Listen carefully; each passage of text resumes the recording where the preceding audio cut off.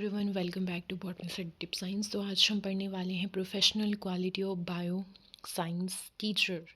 Bio का teacher जो होता है वो प्ले करता है इम्पॉर्टेंट रोल बच्चे के अंदर scientific attitude, environment awareness in life skill को डेवलप करना, और अपनी कैसे जो बायो का टीचर है अपनी टीचिंग प्लान्स को, टीचिंग जो टेक्निक्स होते हैं इन्हें इम्प्रूव करेगा, और उसमें ऐसी कौन सी क्वालिटी है जिसके थ्रू वो अपनी टीचिंग स्टाइल को इफ़ेक्टिव बना सकता है। टीचर, बायो टीचर के अंदर क्या होना चाहिए? सब्जेक्ट नॉलेज होना चाहिए, डीप अंडरस्टैंडिंग होनी चाहिए उसके ही फील्ड में।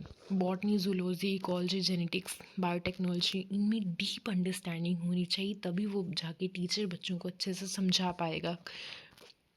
टीचर की अंडरस्टैंडिंग, क्लियर अंडरस्टैंडिंग होनी चाहिए एनसीईआरटी कॉन्सेप्ट में और लेटेस्ट डेवलपमेंट ऑफ बायो, जो भी लेटेस्ट टेक्निक्स अपडेशन होती रहती है सिलेबस में, उनके बारे में भी टीचर को क्लियर अंडरस्टैंडिंग होनी चाहिए। टीचर के अंदर इतनी एबिलिटी होनी चाहिए जो टॉपिक वो पढ़ा रहा है उसको डेली लाइफ के साथ कनेक्ट करना, साइंटिफिक एटीट्यूड बच्चों के बीच में डेवलप करना, क्रिटिकल थिंकिंग हो गया, रीजनिंग एबिलिटी हो गया, इनकरेज करना बच्चे के अंदर, एक्सपेरिमेंटल ऑब्जर्वेशन, क्यूरियोसिटी क्रिएट करना बच्चे के अंदर, प्रमोट करना साइंटिफिक टेम्पर, हेल्थ हैबिट्स को प्रमोट करना, टीच करना, इम्पोर्टेंस देना हाइजीन, न्यूट्रिशन, एक्सरसाइज और मेंटल हेल्थ को, गाइड करना स्टूडेंट्स को टीन एज और एडोलेसेंस एज में हेल्थ और कैसे वो बॉडी केयर करेगा। प्रैक्टिकल एंड लैब स्किल्स क्या होने चाहिए बच्चे में? बच्चे के अंदर इतनी एबिलिटी होनी चाहिए कि जो भी इंस्ट्रूमेंट लैब में होते हैं वो उन्हें खुद हैंडल कर पाए, सेफली वर्क कर पाए। प्रॉपर हैंडलिंग होनी चाहिए microscope, slide, specimen, chart and models के ऊपर। Ability to conduct experiment and practical work safely कर सके। मेंटेन करना लैब्स में डिसिप्लिन और सेफ्टी रूल्स को। टीचिंग एड्स, इफ़ेक्टिव टीचिंग कैसे बना सकते हैं अपनी?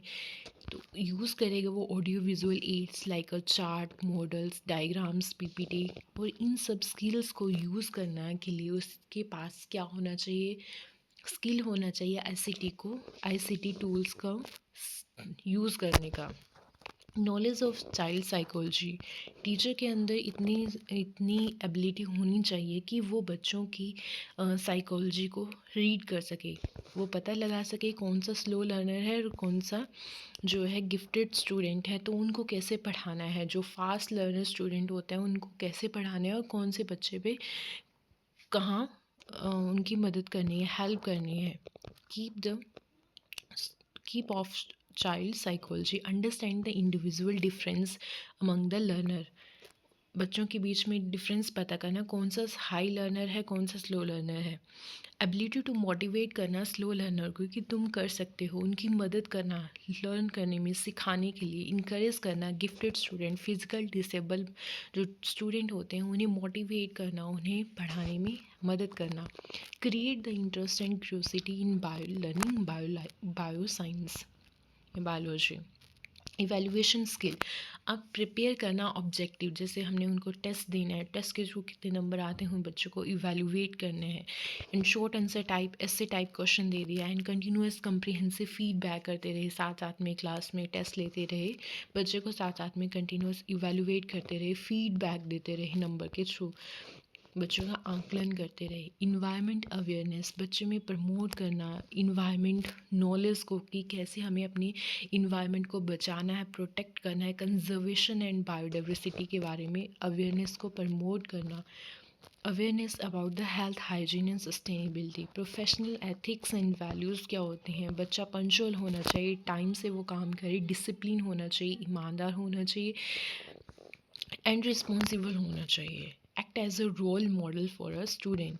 Continuous professional growth, professional teacher को अपनी प्रोफेशनल ग्रोथ के लिए क्या करना चाहिए? कीप अपडेट, जो भी नया नॉलेज आता है, न्यू रिसर्चेज आते हैं, उनके बारे में जानना और बच्चों को बताना। कीप अपडेटेड रहना उसके बारे में, रिसर्च वर्क के बारे में। करिकुलम चेंज होता है तो टीचर को अपनी टीचिंग स्ट्रेटजी पे वर्क करना चाहिए। Participation in workshop, seminar and training programs, suggestion of biology teacher, explain, जो टीचर पढ़ाता है कोई भी टॉपिक पढ़ाता है तो उसके कॉन्सेप्ट, क्लियर कॉन्सेप्ट होने चाहिए और टीचर को जो है सिंपल लैंग्वेज यूज़ करनी चाहिए ताकि बच्चा जो है ईज़िली समझ जाए।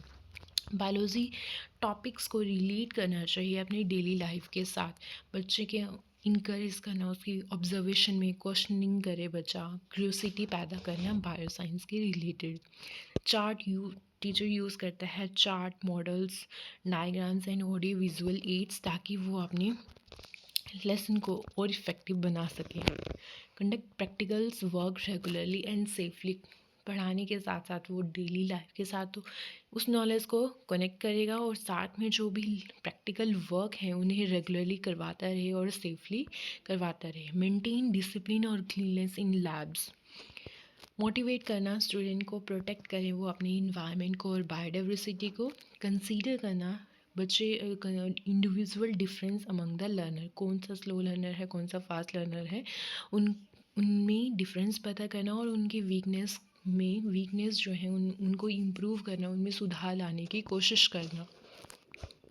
इनकरेज ग्रुप वर्क, बच्चा जो बच्चा जो है ग्रुप्स में काम करने की जो है कैपेबिलिटी बच्चे में पैदा करना। अवॉइड द रोट लर्निंग को प्रमोट करने, बच्चे जो है उस पर्टिकुलर कॉन्सेप्ट को अच्छे से समझ सकें, कॉन्सेप्चुअल अंडरस्टैंडिंग बच्चे में प्रमोट करना।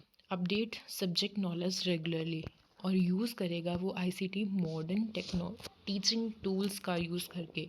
इवैल्यूएट करते रहना बच्चे को और गिव अ कंस्ट्रक्टिव फीडबैक, बच्चे को गाइड करते रहना हेल्थ, हाइजीन और न्यूट्रिशन के बारे में।